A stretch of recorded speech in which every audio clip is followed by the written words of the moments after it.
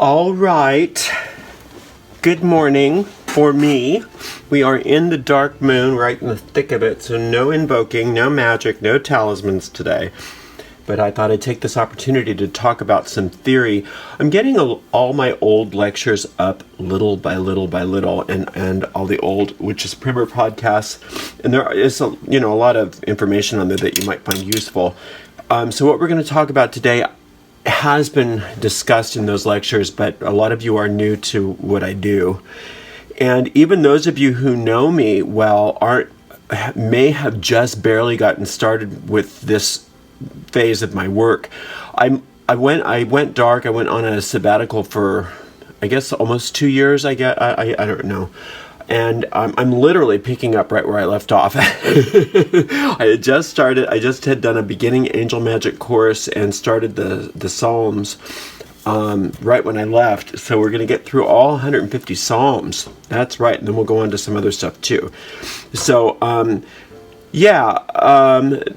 today I want to talk about your circle, your sphere, I should say, of influence. Your sphere of influence. So let's just do a visual on that. Okay, so here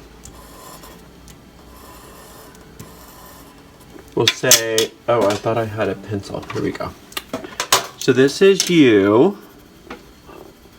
Okay, this is you living your life.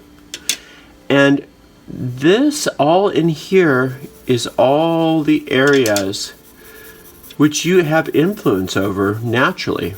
Just naturally. So, you have influence over whether you get up and brush your teeth in the morning. You have influence over whether you take your car in to get the tires rotated. You have influence over a lot of stuff. You have so much power that you just take for granted. You have influence over your finger to do this. I mean, unless you have a disability, obviously. But even if you have a disability, there's plenty of things. There are plenty of things that you have influence over. And it's not a bad exercise to just write out, what do I have influence over? If I never knew about magic, if I never studied any occult practices, what do I have influence over? And that's a great thing to do because it allows you to become conscious of your inherent power to influence your life and people and all kinds of things. So as you take responsibility, just without magic even, for all of this that you have influence over, that sphere starts to expand just by being aware of it, by being conscious of it, right? Okay, so now when you add magic to the formula, at the beginning you expand your sphere of influence just a bit. And what do I want to use for that? I don't know. Let's do green. Why not? So as you expand your influence with magic, what magic does, do you notice that this is expanding your influence peripherally? Magic is not saying, okay, I will do everything for you, especially the kind of magic we practice, be it angel magic or even the magic, the internal magic that we practice in a Witches Primer that does not use angelic magic, right? So when you start using magic, what it's doing is augmenting the power that is already inherent in you. That makes sense? So here's your influence, that you have significant influence, even though you may not be aware of it. And then when you start to work magic, it starts to augment the influence that you already have. It doesn't take the place of it. It doesn't come in and change you, right? Now what happens is when you start to work any kind of magical system, but let's use the angelic system just because that's what a lot of us are working on right now. The angels don't come in and do everything for us. If you're expecting magic to give you something for nothing, you're going to get a lot of nothing. There's nothing to give you. The angels reward your hard work. Okay, so as you start to practice and you get some results, then your sphere starts to increase even greater and greater and greater and greater over time. Just like a muscle will grow bigger and bigger and bigger with use over time. I don't know, let's call this some sort of, let's use gold, why not? Right, so then it's called gold, but that looks sort of like ochre, maybe? I'm not sure what that color is, but we're just gonna call it gold. Okay. Over time, not instantaneously, over time, within a daily practice, your sphere of influence starts to expand, and that expansion starts to grow exponentially. But it's never in the place of your own work in the world. It augments your work in the world. In fact, the harder you work in the world, the greater the augmentation is. If you want to get real powerful, if you want to get real powerful magically, you don't say, well, I'm going to do some rituals and then just sit around and wait for a basket of money. I'm going to do some rituals and just wait for my perfect mate to show up. They're going to knock on the door just out of the blue. Now, it's not that those things can't happen, but they never happen to a neophyte. They never happen to a neophyte. A neophyte is somebody who's just starting out. No, you have to learn that magic augments you and your work in the world. You have to know your current sphere of influence before you can start expanding it. So now let's look at that from just nuts and bolts of what we're talking about. So we know what you can influence. You're going to make a list of that. I recommend that you do that. If you don't want to do that, then don't do it, but then don't complain to me that you don't understand this. What can you influence already without ever lifting a wand, right? Okay, now when you start to work magic, what you want to do is try to stretch just beyond what you think you can do on your own. Okay, so let's look at the money spells. That's one that a lot of people need, and I understand that. Now, look within your sphere of influence and say, well, how much money do I make? What could I do? What are some things I could do to increase my income? Not that you're going to have to do all those things necessarily, but just notice, what could you do without lifting a wand, right? What could you do to make that happen? All right? And then you can get a kind of an idea of what a figure is. So let's say you're doing a money spell because you know for certain that let's say you make, like, I don't know, $3,000 or $4,000 a month. Let's say you make $4,000 a month now, and it's not quite enough. You're always just barely making ends meet. You can get by, but you don't have enough to do the things that you really want to do in the world. You don't have enough financial resources to really make your life what you really want it to be. So you think about it. Well, here's my sphere of influence. What could I do? What is in my wheelhouse? If I got a second job, if I started a side business, maybe I could make another $1,000 a month, all on my own, just without even thinking about it. I could, let's say, make $5,000 a month, but I don't know how, and I don't know, if that would be something that I'm capable of actually executing, but I think theoretically that's within my sphere of possibility. Well, if that already feels like a stretch, then your spell for that extra $1,000 a month or more, don't limit what can come to you, but limit what your goal is. That goal of that extra $1,000 is where the spell is going to be. And then because what you're asking is, let's expand my sphere of influence. Let's use magic to expand my sphere of influence just beyond what I have now but within the realm of possibility, even though I don't know how that could, even though I don't know how to make that happen, I can see it happening. I really believe it's possible. I'm not doing pie in the sky. I'm not asking to win the lottery. I'm not asking for $5 million today to show up on my doorstep. None of that nonsense. I'm saying I could see me expanding my financial wealth by $1,000 a month, and I'm going to do magic to do that. Now you should, if you're doing magic in a smart way, you should see some movement toward that goal within a couple weeks. And if not, you either need to redefine the goal, you've gone too far too fast, or you don't really want it, you just think you do, or your technique is bad. Your magical technique is bad. You've got the wrong mindset. You're doing something wrong, and the technique itself needs to be troubleshooted. Because if you are within stretching your sphere of influence within a healthy limit, if you can't see tangible movement toward that goal within a couple of weeks, something's off. Something's off. It shouldn't be something that takes forever. If it's something that's taking too long, chances are you've got too big of a goal. It's just too big. It's just out of your sphere completely. All right. Now, once you've expanded your sphere, and that extra $1,000 a month becomes sort of normal for you, then if you want to do another money spell, then you might expand it more. But by that time, since your momentum is growing, you might not have to limit it to $1,000 a month. You might be able to say, let's do $2,000 a month, because that starts to feel real, even though you don't know where that's coming from, but you could see it happening. Then you could do money magic on that.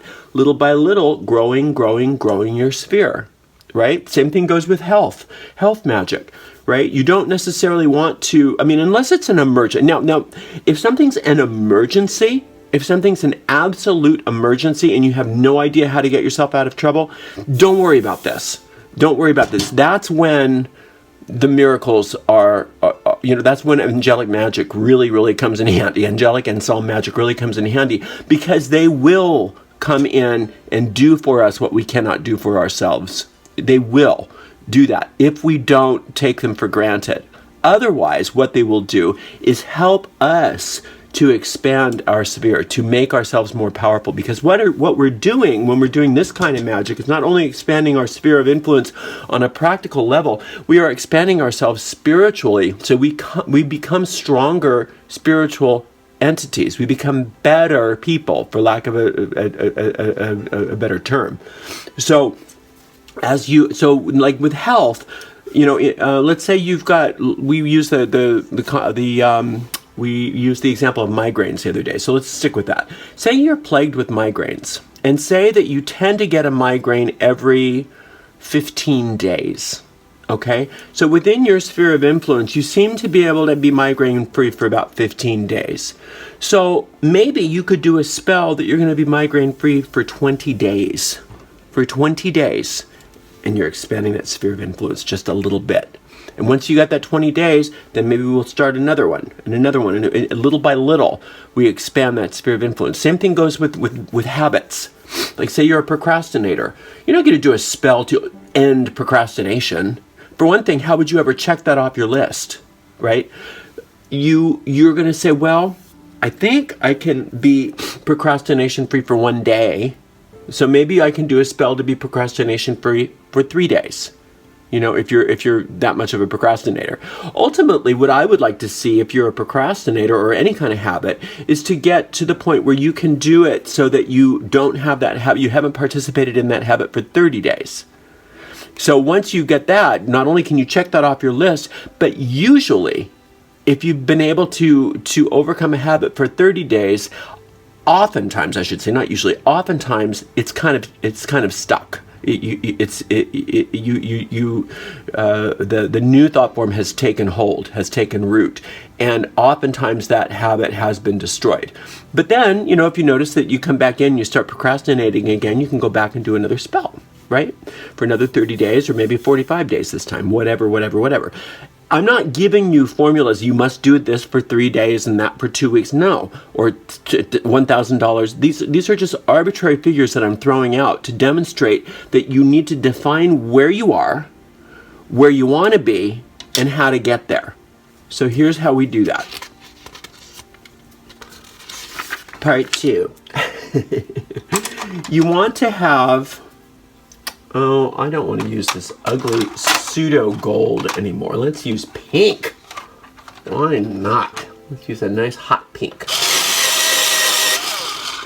So, let's use the power of 6. I like 6 because it's a solar number. You're going to have 1, 2, 3. 1, 2, 3. Attract, eliminate, or banish. And you're going to give yourself 3 goals, that things you want to bring into your life, and you're going to give yourself 3 goals of things you want to eliminate from your life. These goals should be either in the sphere of influence or better yet within this little green area that's just beyond what you think is possible.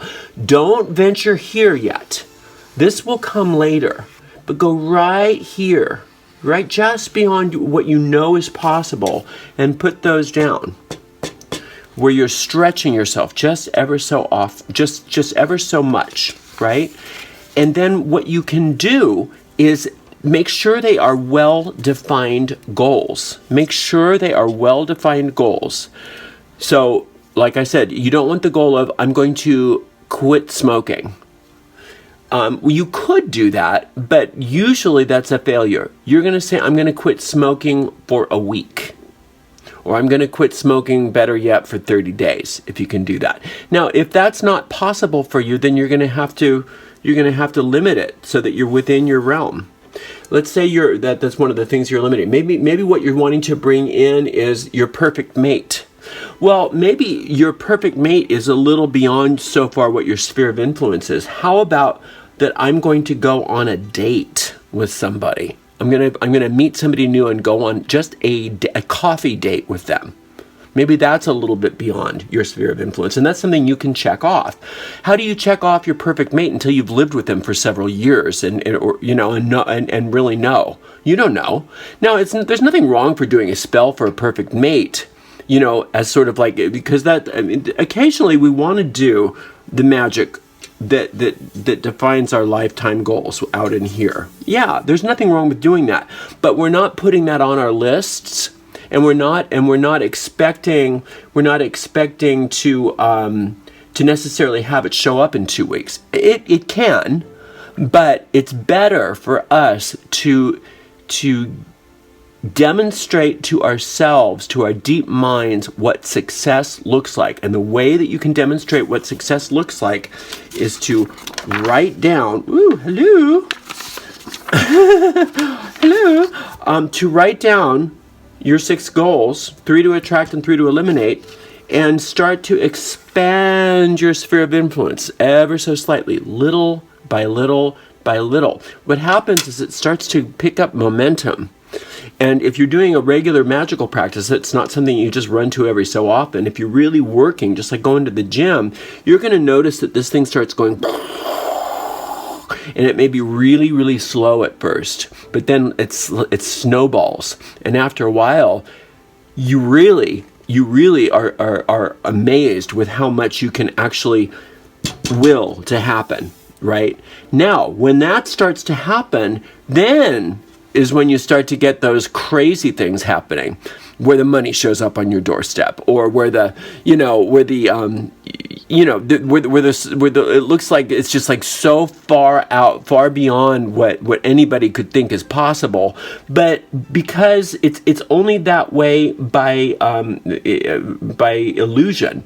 The truth is that you've expanded your influence to the point where you've opened up your mind to the possibilities of these things, and those things actually have a way in to you, because you're not limited by your sphere of influence in reality. But until you viscerally know that for a fact, and you have faith in it, just like you have faith that the sun is coming up tomorrow, that's not something you can just fake. You either have it or you don't. The only way to build that is by working within your sphere of influence and expanding it slowly. As you do that, you build up that side of the witch's pyramid of faith, and also you build up the will side. They're both of them you're working on at the same time when you're working within your sphere.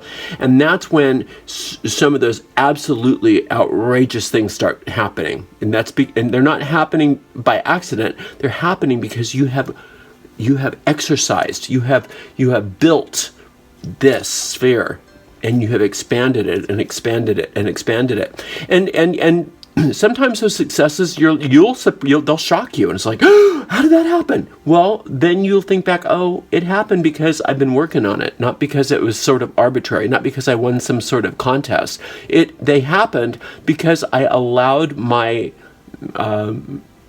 magical infrastructure to be built to the point where it could accommodate such things. Right? So get your list. Make sure that the things on your list are well defined so that you can check them off when they come. Now work on one at a time.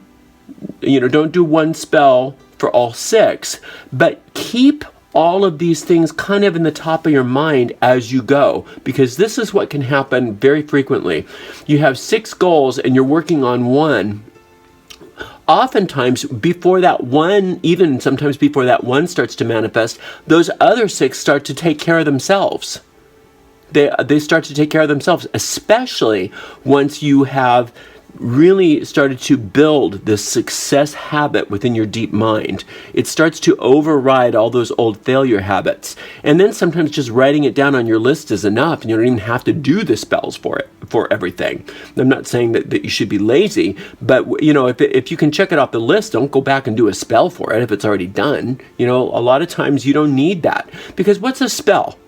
It's a method. It's a method of communication. You are simply finding a way to communicate with your deep mind.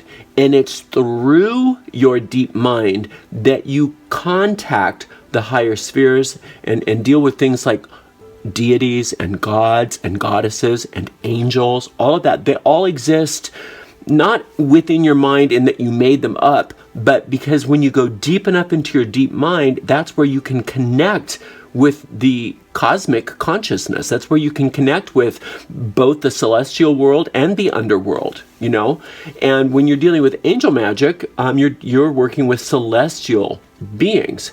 And as you start to condition your deep mind for success, it's easier for you to not resist them. It's easier for you to make that contact and make those changes happen for yourself. Now, even if you're not dealing with any kind of deities or angels, or maybe you don't want to do that, you can still use this purely within your own deep mind. You can still use this concept of expanding your sphere of influence by conditioning your mind for success.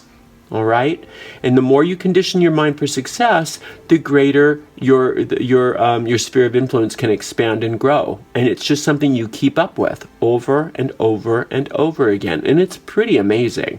So I invite you to get those lists started.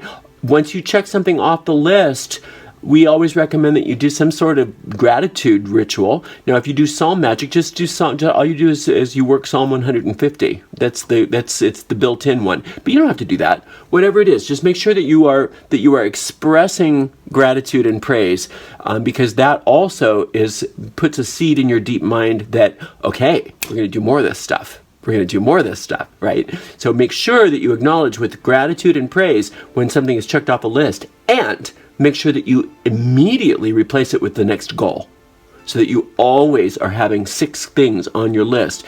If you start getting super successful so that it's like almost hard to keep up with it, what a wonderful problem to have, right? Right? And then maybe if that's the case, maybe it's time for those goals to be a little bit more stretched. Maybe you've already expanded your sphere of influence and you're already still thinking too small. If you just can't keep up with your goals, right? Maybe you can start having your goals be a little bit more farther out into this green area.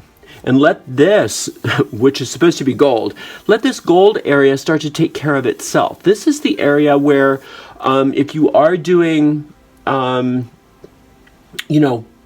either magic with deities or angels, things like that, that when you are contacting greater powers greater than yourself, that's where they will have to, those are areas where they can help you in places that you cannot yet help yourself, right?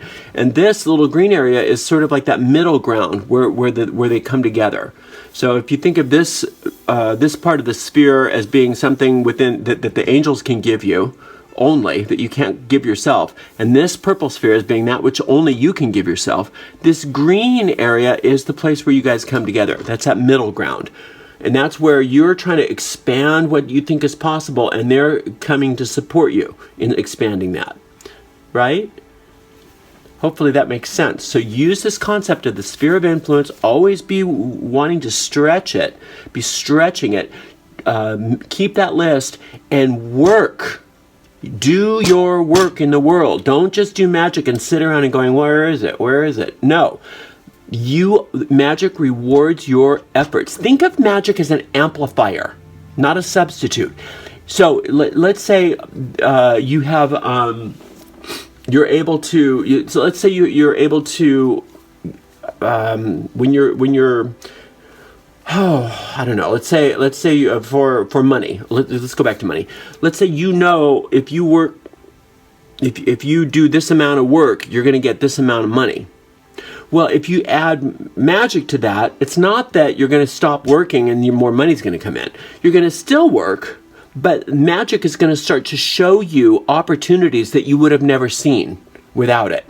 And it's going to amplify your efforts so that you are leveraging your time and efforts so that you get more bang for your buck, and in ways that you couldn't have understood before. You'll meet people that you would never have met before.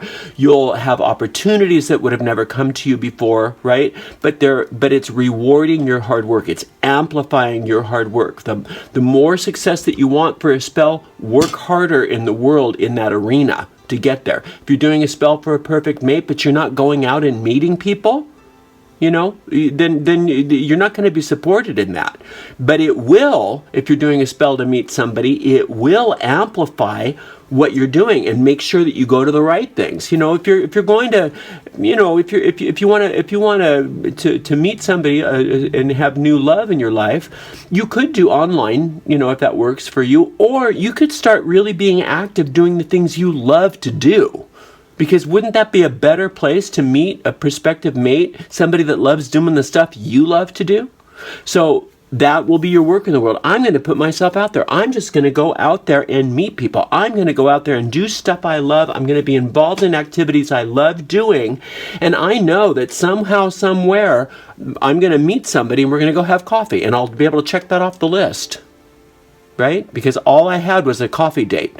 Even though I did my perfect mate spell, and that's kind of out here, it's beyond what I can handle myself, but I'm not just going to do the perfect mate spell and sit around. No, I'm going to put it on my goal list that I'm going to have coffee with with somebody. I'm going to meet somebody, and we're going to go out and have a coffee date. And then after maybe you've had a couple of coffee dates with somebody, then you're going to put on your list that you're going to meet somebody and actually go out and have a dinner date with them, et cetera, et cetera, et cetera. So that is such an important concept, that magic amplifies your efforts. It does not replace your efforts. Stop trying to get something for nothing. Stop trying to use magic as some sort of kind of slot machine or something. It's not. Magic is a very sacred science. It's a very ancient science, and there's very many ways that are legitimate ways. There are very many legitimate ways to operate magically, but it will always, if it's a true magical path, it will always augment your power. Now, if you're going to be doing, some sorts, there are some branches of sorcery. Not all sorcery and evocation and demonic magic is like this, though. Actually, those are, believe it or not, those are legitimate paths sometimes, right? But there are those branches that we've talked about before, where all the person wants is something for nothing, and they're just going to they're going to evoke a demon, and they're going to make a pact, and they're going to tell it to go do it, and they're going to and bring it back, and there's always a price to pay.